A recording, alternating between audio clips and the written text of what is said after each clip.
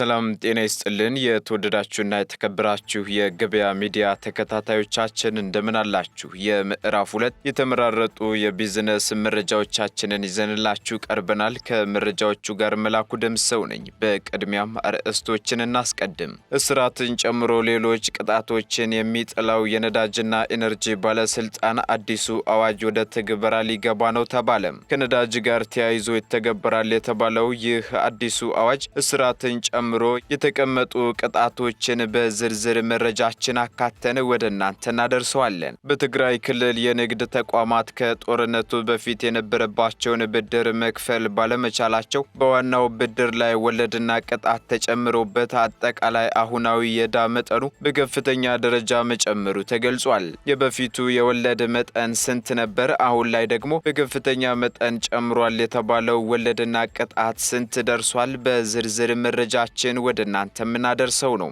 የአዲስ አበባ የቤቶች ልማት ኮርፖሬሽን የተበረከተላቸው በቢሊዮኖች የሚገመት ብር በላይ ዕዳ ያለባቸውና እስከ 18 ወለል ያላቸው የጋራ መኖሪያ ህንፃዎች አሳንሰር ለመግጠም ጊዜ እንደሚያስፈልገው አስታውቋል። በዝርዝር ከምንመለከታቸው መረጃዎች መካከል ነው። በአዲስ አበባ ያሉ 76 ወንዞችና ነባሮች የተበከሉ መሆናቸውን የአዲስ አበባ የአካባቢ ጥበቃ ባለስልጣን ገለጸ። የሚሉትና ሌሎች የቢዝነስ መረጃዎችን ወደ እናንተ እናደርሳለን። ትኩስና ታማኝ የቢዝነስ መረጃዎችን ለማግኘት ታዲያ የገበያ ሚዲያን መወዳጀታችሁን እንዳትረሱ እያልን በዝርዝር ወደምንመለከታቸው መረጃዎች እናልፋለን።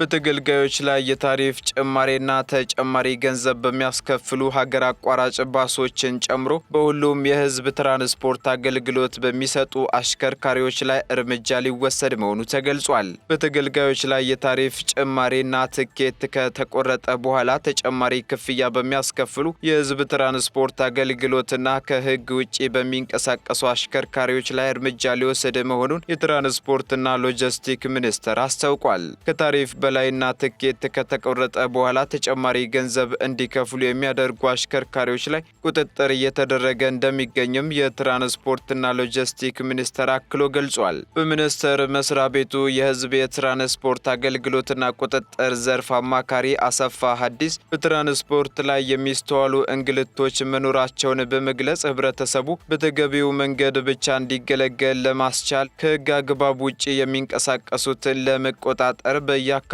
የሚገኙ የጸጥታ አካላትም ስራቸውን እየሰሩ ስለመሆናቸው ገልጸዋል። በመሆኑም ከህግ ውጪ የሚንቀሳቀሱ አሽከርካሪዎች ላይ እርምጃ እንደሚወሰድ በመጥቀስ ህብረተሰቡም እንደዚህ አይነት ችግሮች ሲገጥሙት ከሚኒስቴር መስሪያ ቤቱ ጀምሮ በየአካባቢው በሚገኙ የዘርፉ ተቋማት ጥቆማ ማቅረባቸውን እንዲቀጥሉ አሳስበዋል። በክልሎች ላይ በሚስተዋሉ የጸጥታ ችግሮች አማካኝነት የሚዘጉ መንገዶችን ከመቆጣጠር አንጻርስ ምን እየተሰራ ነው በሚል ለቀረበው ጥያቄም አማካሪው አቶ አሰፋ ምላሽ የሰጡ ሲሆን በምላሻቸው ሚኒስቴር መስሪያ ቤቱ በሁሉም አካባቢዎች የተሳለጠ የትራንስፖርት አገልግሎት እንዲኖር እየተሰራ መሆኑን ገልጸዋል። አክለውም ሰላም የአንድ ሚኒስቴር መስሪያ ቤት ስራ ብቻ ሳይሆን የሁሉም ስራ ነው በማለት ትራንስፖርት ድንበር የሌለው ከሆነ በሰላም እጦት የሚዘጉ መንገዶችን በሚመለከት ሁሉም አካል ተባብሮ በመስራት የሚፈታ ችግር ነው ብለዋል ሲል የዘገበው አሃዱ ሬዲዮ ነው።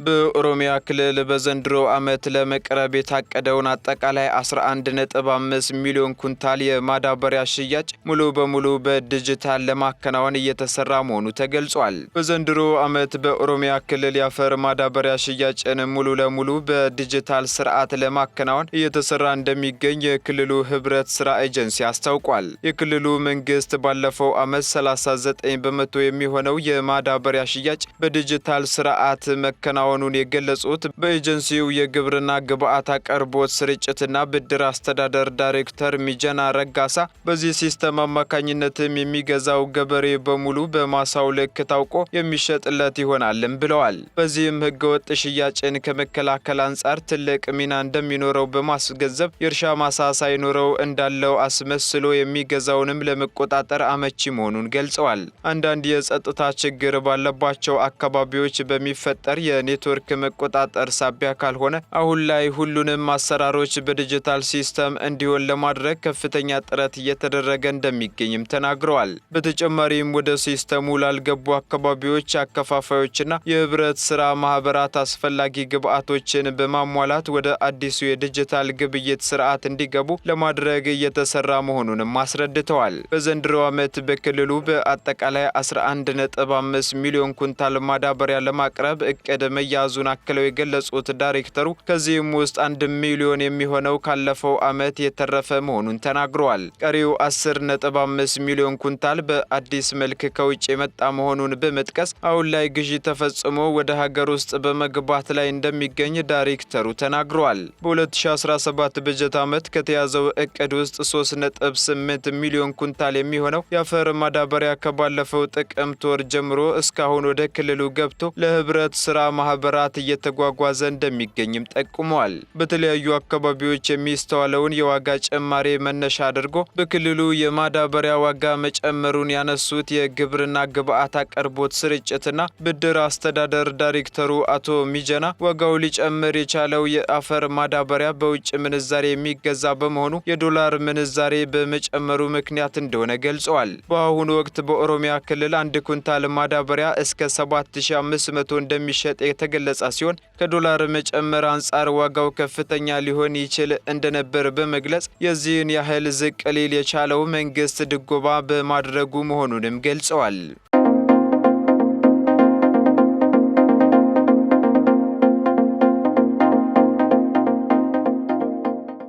በአዲስ አበባ ያሉ 76 ወንዞችና ነባሮች የተበከሉ መሆናቸውን የአዲስ አበባ የአካባቢ ጥበቃ ባለስልጣን ገለጸ። የአዲስ አበባ ወንዞች በቆሻሻ የተበከሉ በመሆናቸው የከተማው ከርሰ ምድር ውሃ መበከል ምክንያት ሆኗልም ተብሏል።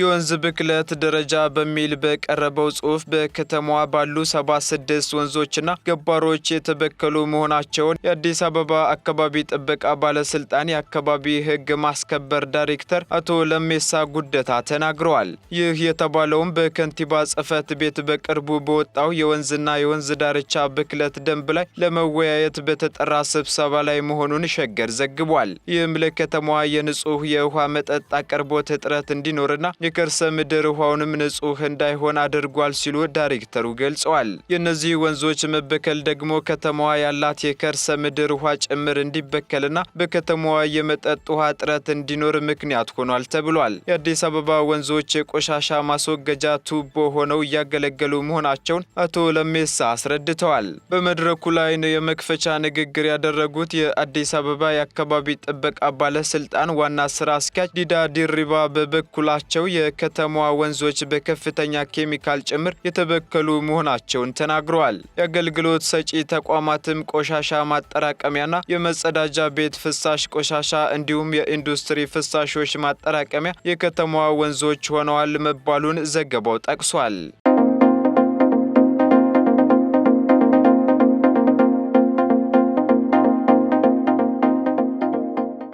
በትግራይ ክልል የንግድ ተቋማት ከጦርነቱ በፊት የነበራቸውን 32 ቢሊዮን ብር ብድር መክፈል ባለመቻላቸው በዋናው ብድር ላይ ወለድና ቅጣት ተጨምሮበት አጠቃላይ አሁናዊ የዕዳ መጠኑ 80 ቢሊዮን ብር መድረሱ ተገልጿል። ከወራት በፊት የተላከው ደብዳቤ በክልሉ የተካሄደው ጦርነት በአካባቢው ኢኮኖሚ ላይ ያደረሰውን ተጽዕኖ የሚያሳይ ሲሆን ምንም እንኳን እነዚህ ችግሮች ቢኖሩም የባንኮች ወለድና ቅጣቶችን ክፈሉ የሚለውን ጉትጎታ አሁንም የቀጠሉ በመሆኑ ብዙ የንግድ ስራ ባለቤቶች ብድር እስካሁን መክፈል አለመቻላቸው ተመላክቷል። የትግራይ ንግድና ዘርፍ ማህበራት ምክር ቤት ያቋቋመው አዲስ ኮሚቴ በክልሉ ያሉ የንግድ ስራዎችን እያጋጠሙ ያሉትን አንገብጋቢ የፋይናንስ ችግሮችን በሚመለከት በጻፈው ደብዳቤ እንዳስታወቀው የንግድ ማህበረሰብ አባላቱ ከተለያዩ ባንኮች ያገኙትን የ32 ቢሊዮን ብር ብድር መክፈል ባለመቻላቸው በዋናው ብድር ላይ ወለድና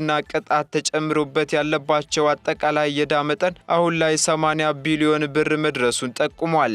ኮሚቴው አያይዞም ይህንኑ ችግር የሚገልጽ በተለይም በጦርነቱ ወቅት ንብረት ላጡ የንግድ ተቋማት የብድር እፎይታ፣ አዲስ የፋይናንስ እድሎች፣ ከንብረት ወረራ ጥበቃና የመንግስት ጣልቃ ገብነት እንዲኖር የሚጠይቅ ደብዳቤ ለጠቅላይ ሚኒስትር ዶክተር አብይ አህመድ ቢልክም እስካሁን ድረስ ምላሽ አለማግኘቱን አስታውቋል። የትግራይ ንግድና ዘርፍ ማህበራት ምክር ቤት ፕሬዝዳንት አቶ በሪሁን ሀፍቱ ለጠቅላይ ሚኒስትር ጽህፈት ቤት ደብዳቤ ልከናል፣ ይሁንና ግን እስካሁን ምንም አይነት መልስ አላገኘንም ብለዋል። አፋጣኝ እርምጃ ካልተወሰደ የክልሉ ኢኮኖሚያዊ ማገገም ላይ ከፍተኛ ተጽዕኖ እንደሚያሳድርና የንግድ ድርጅቶች ስራቸውን መቀጠል እንደማይችሉም አጽንኦት ሰጥተው ገልጸዋል። የምላሽ መዘግየቱ በንግዱ ማህበረሰቡ ዘንድ ስጋት የፈጠረ ነው ያሉት ፕሬዝዳንቱ በትግራይ ያለውን የንግድና የኢንቨስትመንት እንቅስቃሴ ለማነቃቃት የመንግስት ድጋፍ ወሳኝ መሆኑንም ተናግረዋል።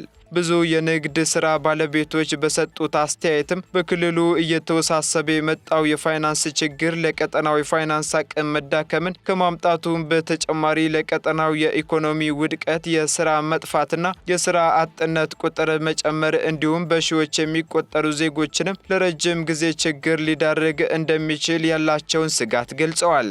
እነዚህን አንገብጋቢ ኢኮኖሚያዊ ችግሮችን ለመፍታት መንግስት አፋጣኝ እርምጃ እንዲወስድና የንግድ ድርጅቶችን መልሶ ለመገንባት በክልሉ መንግስትና በሚመለከታቸው አካላት የሚደረጉትን ጥረቶች እንዲደግፍ የትግራይ ንግድ ምክር ቤት አሳስቧል። ምክር ቤቱ ከኢትዮጵያ ብሔራዊ ባንክ ብድር ወስደው በትግራይ ክልል የተሰማሩ የንግድና አምራች ድርጅቶች ከዚህ በፊት ከ2 ዓመት በላይ ተራዝሞ የነበረው የብድር መክፈያ ጊዜ በድጋሚ እንዲራዘም መጠየቁም የሚታወስ ነው።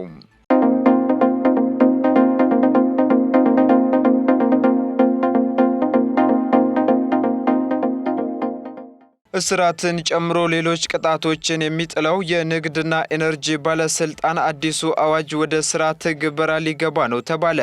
በሕገ ወጥ የነዳጅ ምርቶች ላይ የሚሳተፉ አካላት ላይ እስራትን ጨምሮ ሌሎች ቅጣቶችን የሚያስተላልፈው አዲሱ አዋጅ ወደ ትግበራ ሊገባ መሆኑን የንግድና ኢነርጂ ባለስልጣን አስታውቋል። በጥር ወር መጀመሪያ ላይ በሕዝብ ተወካዮች ምክር ቤት ጸድቆ በአሁኑ ወቅት ደግሞ በነጋሪት ጋዜጣ እየታተመ የሚገኘው አዲሱ አዋጅ በተለይ በባለስልጣኑ ከተቋቋመው ሕጋዊ አሰራር ውጭ የሚሰሩ የነዳጅ ታንከሮችን ለመቆጣጠር አመቺ ነው ተብሏል። ሕጉ በሕገ ወጥ ነዳጅ ማጓጓዝ ውስጥ የተሳተፉ አሽከርካሪዎች ላይ ቀደም ሲል የተወሰዱ እርምጃዎችን መሰረት ያደረገ አዋጅ መሆኑም ተመላክቷል። ሕጉ ሙሉ በሙሉ ስራ ላይ እስኪሆን ድረስ አስተዳደራዊ እርምጃዎች ብቻ እየተተገበሩ እንደሚቆዩም የገለጸው ባለስልጣኑ፣ ሆኖም ግን ሕጉ ተግባራዊ ከሆነ በኋላ አጥፊዎች አስተማሪ የሕግ ቅጣት እንደሚጣልባቸው አመላክቷል። አዲሱ አዋጅ የነዳጅ ውጤቶችን ከአስመጪ እስከ ተጠቃሚ ድረስ በዘመናዊ ቴክኖሎጂ የታገዘ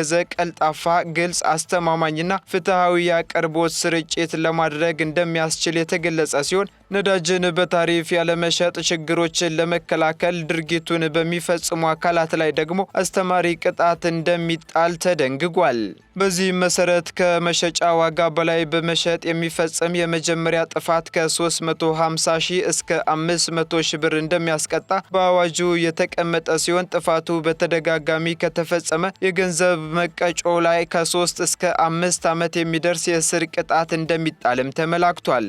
በተጨማሪም የነዳጅ ውጤቶችን ከተፈቀደው ቦታ ውጪ አከማቸ፣ ሊሸጥ ከሚገባው ሰው ቦታና የግብይት ስርዓት ውጪ ሲሸጥ የተገኘ ማንኛውም አካል ከ3 እስከ 5 ዓመት በሚደርስ እስራትና ከ350 እስከ 500 ሺህ ብር በሚደርስ መቀጮ እንደሚቀጣ ተደንግጓል።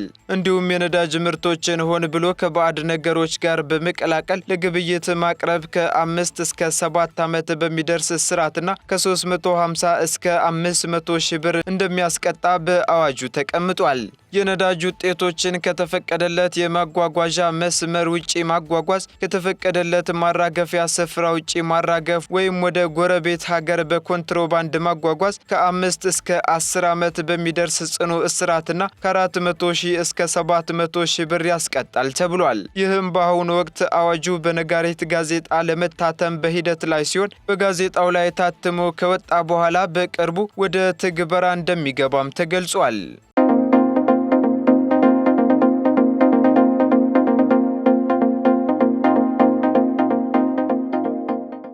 የአዲስ አበባ የቤቶች ልማት ኮርፖሬሽን የተበረከተላቸው ከ56 ቢሊዮን ብር በላይ ዕዳ ያለባቸውና እስከ 18 ወለል ያላቸው የጋራ መኖሪያ ህንፃዎች አሳንሰር ለመግጠም ጊዜ እንደሚያስፈልገው አስታውቋል። በኢትዮጵያ የህንፃ ደረጃ ወይንም ስታንዳርድ መሰረት የ20/80 እና የ40/60 ህንፃዎችን ጨምሮ ከ5 ወለል በላይ የሆኑ የጋራ መኖሪያ ህንፃዎች አሳንሰር ወይም ሊፍት እንዲኖራቸው የግንባታ ህጉና የጋራ መኖሪያ ቤቶች ግንባታ መመሪያ ይደነግጋል። ይሁንና ግን በመስተዳደሩ የቤቶች ልማት ኮርፖሬሽን ስር ካሉ እስከ 18 ወለል ያላቸው የጋራ መኖሪያ ህንፃዎች መካከል ጥቂት የማይባሉት የአሳንሰር ገጠማ እንዳልተካሄደባቸው መረጃዎች አመላክተዋል። ከ5 ፎቅ በላይ ያላቸው ህንፃዎች አሳንሰር እንዲኖራቸው የሚደነግግ ህግ መኖሩ እየታወቀ 18 ፎቅ ያላቸው ህንፃዎች ሊፍት ያልተገጠመላቸው ለምንድን ነው በሚል ለከተማ አስተዳደሩ ቤቶች ኮርፖሬሽን ጥያቄ ቀርቦለት ምላሽ ሰጥቷል። ጉዳዩን በሚመለከት ምላሽ የሰጡት የኮርፖሬሽኑ ምክትል ዋና ዳይሬክተርና የኮንስትራክሽን ዘርፍ ኃላፊ ኢንጂነር ፍቃዱ አለሙ አሳንሰር የላቸውም የተባሉት የጋራ መኖሪያ ቤቶች ቦሌ አራብሳ፣ ቦሌ ቡልቡላ፣ ኮዬ ፈጬና በሌሎችም ሳይቶች የሚገኙ የ2005 እና የ2006 ዓ.ም አካባቢ የተገነቡ ቤቶች ናቸው ሲሉ ተናግረዋል። የአሳንሰሩ ጉዳይም በህንፃዎቹ ግንባታ ወቅት ሊታሰብ ይገባ የነበረ ቢሆንም የቤቶች ኮርፖሬሽን ያልተጠናቀቁትን ህንፃዎች ሲረከብ ከነ ዕዳቸው ስለነበር ችግሩ ሊከሰት ችሏል ብለዋል።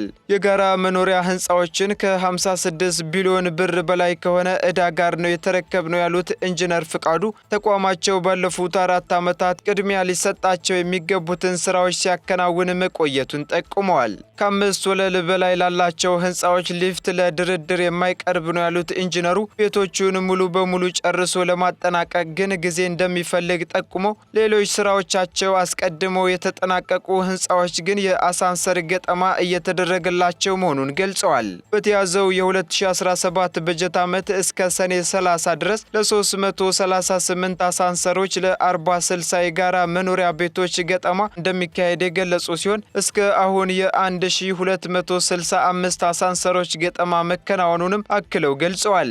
እንደ ቦሌ አራብሳ ያሉት የጋራ መኖሪያ ቤቶች ያሉ ሳይቶች ደግሞ ከአሳንሰር ገጠማ በፊት ያሉ ስራዎች ባለመጠናቀቃቸው ገጠማው ባይጀመርም ከ1445 በላይ ሊፍት እንደሚያስፈልግ መግለጻቸውን የዘገበው አሃዱ ሬዲዮ ነው።